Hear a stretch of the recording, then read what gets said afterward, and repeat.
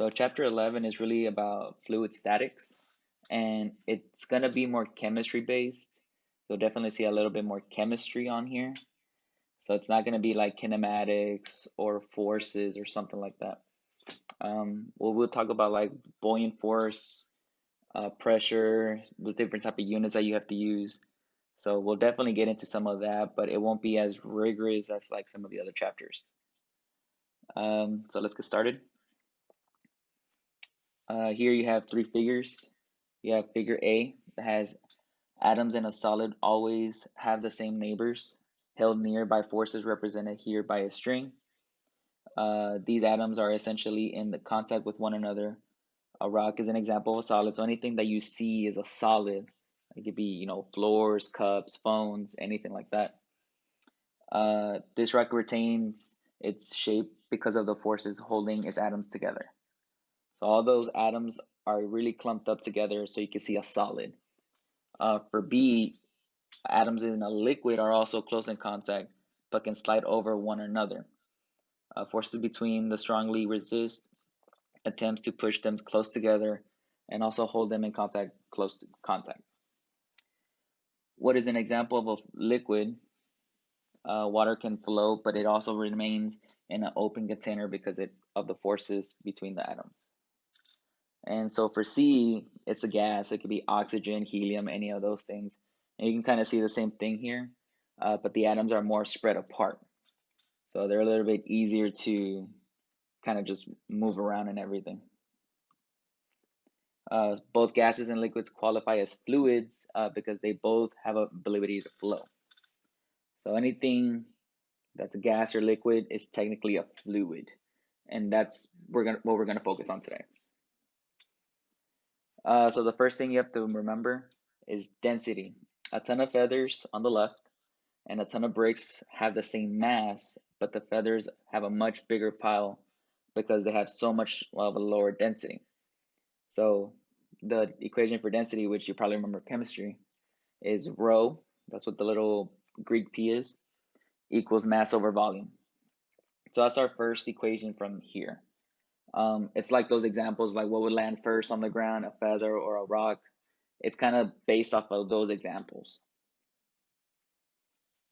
So for our first example, you have the Three Gorges Dam in central China. When completed in 2008, this became the world's largest hydroelectric plant, generating power equivalent to that generated by 22 average-sized nuclear power plants. So for this example, we have an average reservoir has a surface area of 50 kilometers squared and an average depth of 40 meters. What mass of the water is held behind the dam? So the density of the water is given right there by 1,000 kilograms per meters cubed. So this one's really straightforward. You have rho equals mass over volume. You're looking for a mass, so you have to rearrange that equation to equal mass. All you do is multiply by volume to get that on the other side. Here, the volume of the reservoir is its surface area. So it's A times its average depth. So you have volume equals AH. So you have your A, which is 50 kilometers squared, times your height, or your depth in this case, 40 meters. So that multiplied by the density here, that'll give you 2 times 10 to the 9th meters cubed. And remember, anything volume is meters cubed, or that unit cubed. So for here, the density of the water is, again, 1 times 10 to the 3rd kilogram per meter cubed. So now you substitute in the volume and the density for water. Up here, we did the volume of the surface area of the reservoir. Now we're looking just for water. So here we have mass equals the volume times the density. And we have 2 times 10 to the 12 kilograms. So that one's pretty straightforward. You just have to really know where to plug in the numbers, and that's the tricky part for these sections. A lot of the times, the volumes you find or the mass you find can be intertwined into different equations. So the next thing we have to focus on is pressure. And right off the bat, we have pressure equals force over area. The larger the force, the bigger the the bigger the pressure. The smaller the area, the bigger the pressure. The SI units for pressure is Pascal. So you have 1 Pascal equals 1 newtons per meter squared. So just like right here, you have a finger. If you're poking somebody, if you have the same amount of force as if you have for like a needle, like in B, it would be a small pressure with a finger, but if you have a needle, it'd be a large pressure over a small area. So you can have the same forces, but it depends on what you're being poked with. So if you have a needle, that's obviously going to penetrate the skin. If you have a finger, it's just going to poke somebody. So here we have our second example. An astronaut is working outside the ISS where the atmospheric pressure is essentially zero. The pressure gauge on her air tank reads 6.9 times 10 to the 6 pascals. What force does the air inside the tank exert on the flat end of the cylindrical tank, a disc of 0.15 meter in a diameter?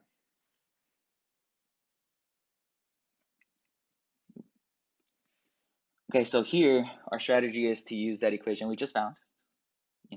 Pressure equals force over area, and we're looking for force. So all you have to do is multiply this A over here. So you have force equals pressure times area, sorry.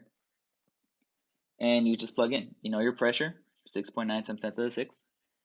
And then your area of a cylinder.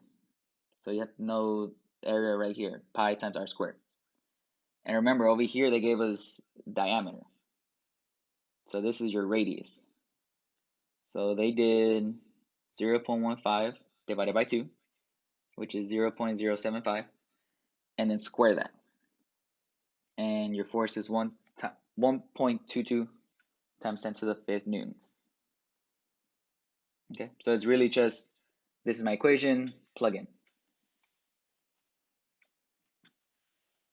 So pressure inside this tire exerts force perpendicular to all forces in contact. So this one right here. The arrows give representative directions and magnitudes of the forces exerted at various points. So you see these arrows around here? All these are perpendicular to the tire. So that's why they're not all pointing in the same direction. They're pointing in a circular direction. The force applied by a static fluid is always perpendicular to the surface it comes in contact with.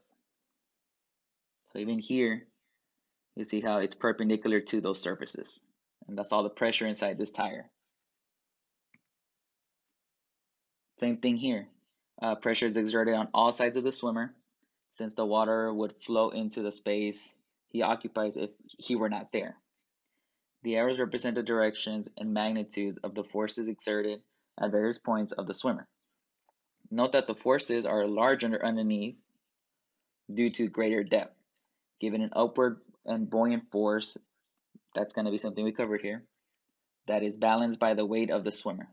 So here, he has a greater force being pushed on him than up here because the difference here and the water underneath him is so much greater.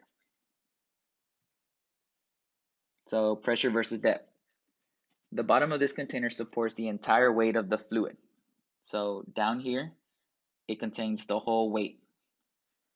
The vertical sides cannot exert an upward force on the fluid since it cannot withstand the shearing force. And so the bottom must support it all. This means that the pressure felt by the bottom of the container is due to the force of gravity by all the water. So we're going to take pressure equals force over area, but we know our force here. It's weight. But how do we weigh all the water? One way is using density of the volume. So rho equals mass over volume. And we can solve that for mass. So we get pressure equals mass gravity over A, area. We plug in for mass, so we have rho volume G over A. And then for a cylinder, we have to plug in rho AH G over A equals rho GH. So in general, we have to say that pressure equals rho GH.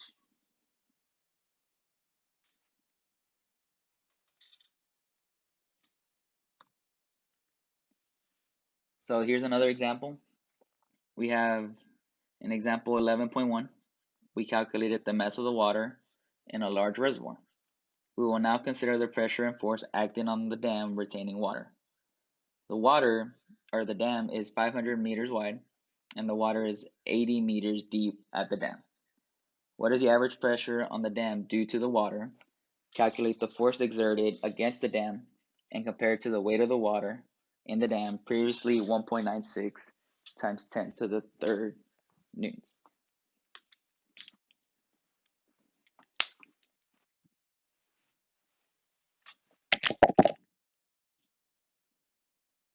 Okay, so let's go find that. So here we start off. We know that the average pressure due to the weight of the water is the pressure at the average depth h. So here it is 40 meters since the pressure increases linearly with depth. So we know we're going to use pressure equals h, average depth. And I know it can get confusing thinking it's height, but it can be used both ways because remember, we're talking about gases and liquids. So with gases, if it's above, in the air, it'll still definitely be height. But if it's underwater, we're going to call it average depth. And so here we have rho, density, and g.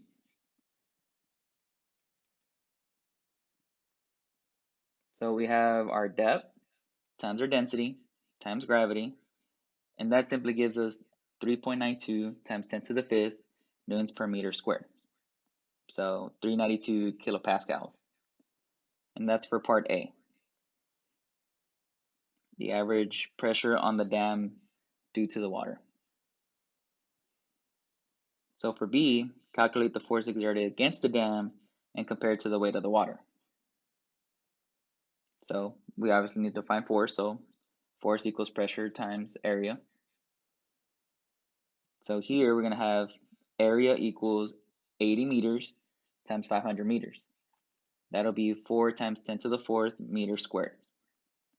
So all we do here is plug in 392 that we found up here times the area we just found. So that's 1.57 times 10 to the 10th newtons.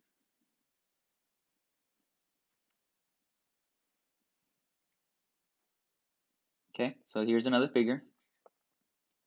We have an atmospheric pressure at sea level averages 1.01 times 10 to the fifth pascals, equivalent to 1 atm, atmospheric pressure.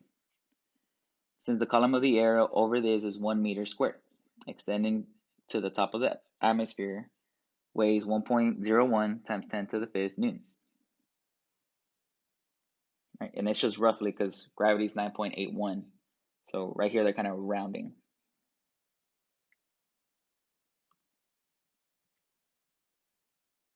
So we're going to go with Pascal's principle. Pressure is defined as force per unit area. Can pressure be increased in a fluid by pushing directly on the fluid? Yes, because, well, I'm just going to go with it. But it is much easier if the fluid is enclosed. The heart, for example, increases blood pressure by pushing directly on the blood in an enclosed system. The valves closed in a chamber. If you try to push on a fluid in an open system, such as a river, the water will move, the fluid flows away. An enclosed fluid cannot flow away, and so the pressure is more easily increased by the applied force. What happens to pressure in an enclosed fluid? Since atoms in a fluid are free to move around, they transmit the pressure to all parts of the fluid and to the walls of the container. Remarkably, the pressure is transmitted undiminished. This phenomenon is Pascal's principle, because it is first clearly stated by the French philosopher and scientist Blaise Pascal. And it states, a change in pressure applied to an enclosed fluid is transmitted undiminished to all portions of the fluid and to the walls of the container. So here, we're going to say that pressure in equals pressure out. So remember, pressure is force over area. So we can say force in over area in equals force out over area out. And that'll give us this relationship here. Force out over force in equals area out over area in.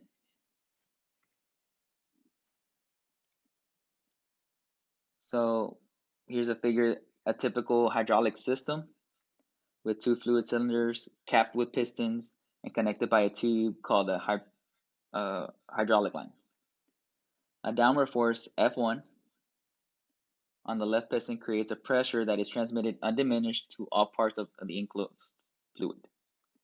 This results in an upward force, F2, on the right piston that is larger than F1 because the right piston has a larger area. So same force, this area is a lot smaller than over here. Same with the pressure here. So this force is going to be higher. If you look at the equation down here, the area in is going to be smaller than the area out here. So if the smaller number is at the bottom, this fraction is going to be a lot bigger.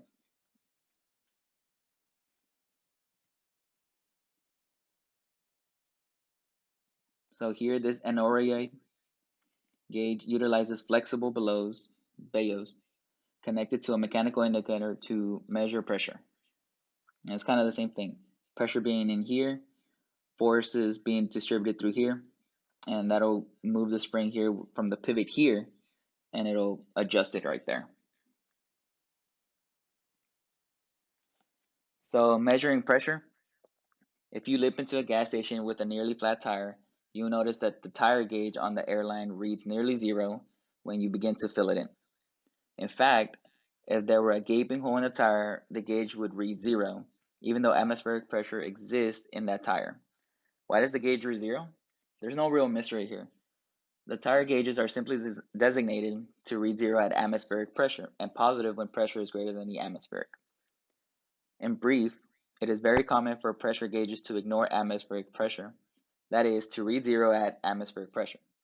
We therefore define gauge pressure to be the pressure relative to atmospheric pressure. Gauge pressure is positive for pressures above atmospheric pressure and negative for pressures below it. So in fact, atmospheric pressure does add to the pressure in any fluid not enclosed in a rigid container. This happens because of Pascal's principle. The total pressure, or absolute pressure, is just the sum of the gauge pressure and atmospheric pressure. So you have gauge pressure here plus atmospheric. That'll give you the absolute pressure. Okay. So for example, if your tire reads 34 psi, pounds per square inch, then the absolute pressure is 34 plus the 14.7 psi, which is the atmospheric pressure. Or in total, it would be 48.7 psi. So here you have ABC.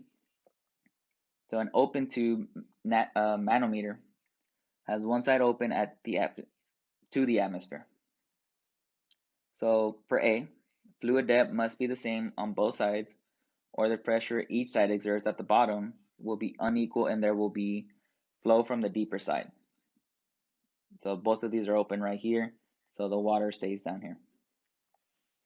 So for B, you have this balloon over here. Positive gauge pressure, P gauge, equals H rho G, transmitted to one side of the manometer can support a column fluid height H. So here's the column fluid right here. Similarly, for C, atmospheric pressure is greater than a negative gauge pressure G by amount H rho G. The jar's rigidity prevents atmospheric pressure from being transmitted to the peanuts. And here's another example of it. Mercury barometer measures atmospheric pressure. The pressure due to the mercury's weight, H rho G, equals atmospheric pressure.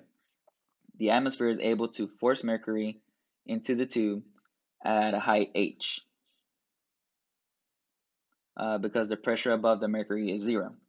The total height of the mercury can be supported by 1 atmosphere of air pressure, 760 millimeters of mercury, hence why we sometimes use measured pressure as mmHg. Density of Hg is 13,593 kilograms per meters cubed. Okay, so here's where the absolute pressure is, because this is you can get your H from here, and the atmospheric pressure is being pushed down here. Okay, Archimedes' principle. You have A, even objects that sink, like this anchor, are partially supported by water when it's submerged. Submarines, however, can change their densities.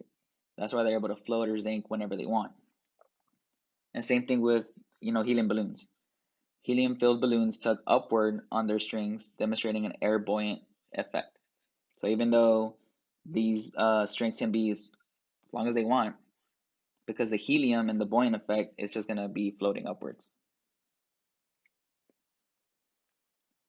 So pressure due to the weight of the fluid increases with depth, since pressure equals H rho g. This pressure and associated upward force on the bottom of the cylinder are greater than the downward force on the top of the cylinder. Their difference is the buoyant force. So here, horizontal forces cancel, so we're only really worried about the vertical. So you have your force equals pressure 1 times the area. So you'll get this equation right here for this part. And then for force 2, you'll get this equation down here. So the differences between both of them is going to be the buoyant force. And this is also the weight of the fluid displaces. So that's what this W is, WFL. So example 11.8, we have A. Remember, these are free body diagrams. So an object submerged in a fluid experiences a buoyant force FB. If FB is greater than the weight of the object will rise. If FB is less than the weight of the object will sink. So here you have force point upwards and weight of the object downwards. So for B, if the object is removed, it is replaced by the fluid having weight. This should be WFL, the one that we saw, right? Since this weight is supported by surrounding fluid, the buoyant force must equal the weight of the fluid displaced. That is, buoyant force equals weight of the fluid, as the Archimedes principle stated. So for A, for the example, we have calculated the buoyant force of 10,000 metric tons, 1 times 10 to the 7th kilogram, of solid steel completely submerged in water, and compare this to the steel's weight.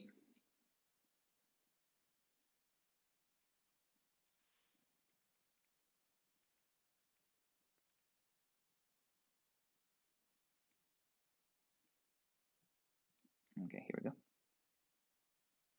So first, you have to use rho equals mass time or mass over volume to find the steel's volume. You want to find the volume that was displaced. So you have volume of steel equals the mass of steel over the density of the steel. And they gave us the mass here. And then here's the density of it. So that'll give us 1.28 times 10 to the third meter cubed. And just so you know, we got this number, 7.8, from table 11.1. This is something that was already given. So once we know this volume, well, the volume of the steel is the volume that was displaced. So we're able to use it again for the volume of water. So 1.28 comes down here. And we have the density of the water, 1 times 10 to the third. And that'll give us the mass of the water that was displaced. So now we have mass, and we can find the weight of the water fluid that was displaced.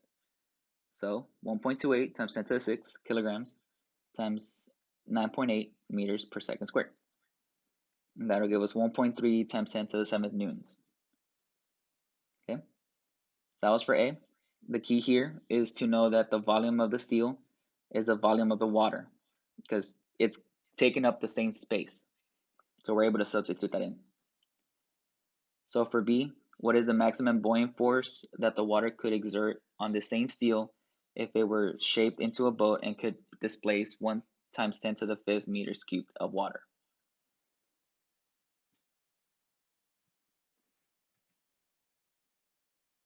So we have mass equals density times volume. We have the density here of water times the volume of the water that wants to be displaced now. So we have 1 times 10 to the 8th kilogram. And again, just plug it back into this equation. 1 times 10 to the 8th times gravity. So our buoyant force would be 9.8 times 10 to the 8th newtons.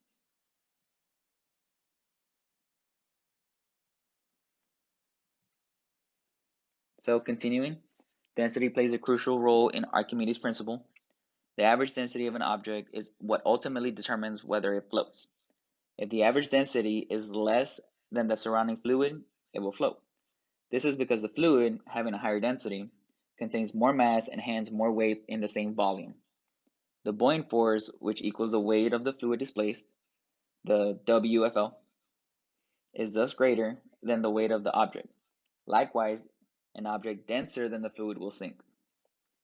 The extent of which a floating object is submerged depending on an object's density is related to that of the fluid.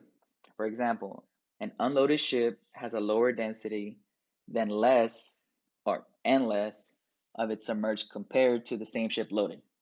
We can derive a quantitative expression for the fraction submerged by considering density. The fraction submerged is the ratio of the volume submerged to the volume of the object. So here we have volume submerged over volume of the object. So this would be volume of the fluid and volume of the object. But here, what we do here, we put this in terms of density. So you have mass of the fluid over density of the fluid over mass of the object over density of the object. So we have equations where we have fraction submerged in volume, fraction submerged in density, and this gives us the specific gravity, where rho is the average density object or the substance, and rho W is the density of the water at 4 degrees Celsius. So specific gravity is dimensionless, and we'll actually use it later on in the semester, independent of whatever units are used for density. If an object floats, its specific gravity is less than 1. If it sinks, its specific gravity is greater than 1. Moreover, the fraction of the floating object that is submerged equals the specific gravity. If an object's specific gravity is exactly 1, then it will be suspended in the fluid, neither sinking or floating. Scuba divers try to obtain this state so that they can hover over water. Okay, so here we have A and B, an unloaded ship, so nothing up here, nothing inside of it, floats higher than the loaded ship, right? Because now there's more weight on here. So for the example, we have suppose a 6-kilogram toy boat floats in fresh water at 52% of its volume submerged. What is the average density of the boat?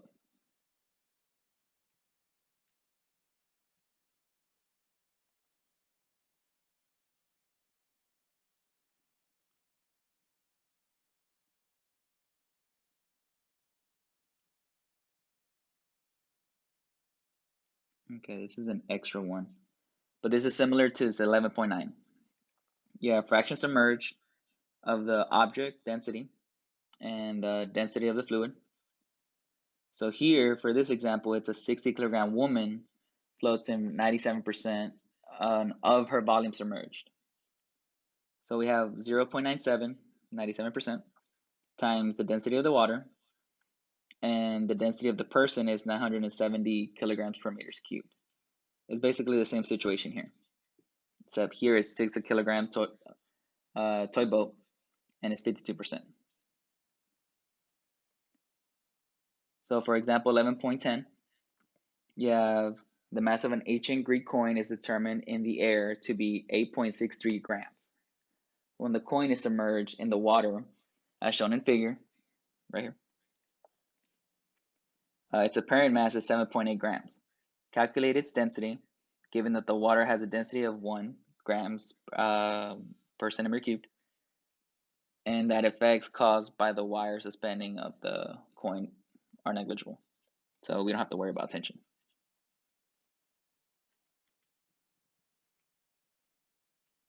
Okay, so the strategy here is to calculate the coin's density. We need its mass, which is given, and its volume. The volume of the coin equals the volume of the water displaced. So the volume of the water displaced, VW, can be found by solving the equation rho equals mass over volume for volume. So for the volume of the water, we have where mass W is the mass of the water displaced. As noted, the mass of the water displaced equals the apparent mass loss. So we have 8.63 grams minus 7.8 grams. So the mass we're going to use here is 0.83 grams. So we plug it into this equation here, 0.83 grams over 1 grams per centimeter cube. Careful because some of these units tend to be different sometimes. We've dealt with kilograms up to now. So our volume is 0.83 centimeters cubed. So this is also the volume of the coin since it's completely submerged. So now we just plug it back into our original equation for density. So we have mass of the coin, 8.63, over the volume that we just found. So that'll give us 10.4 grams per centimeter cubed.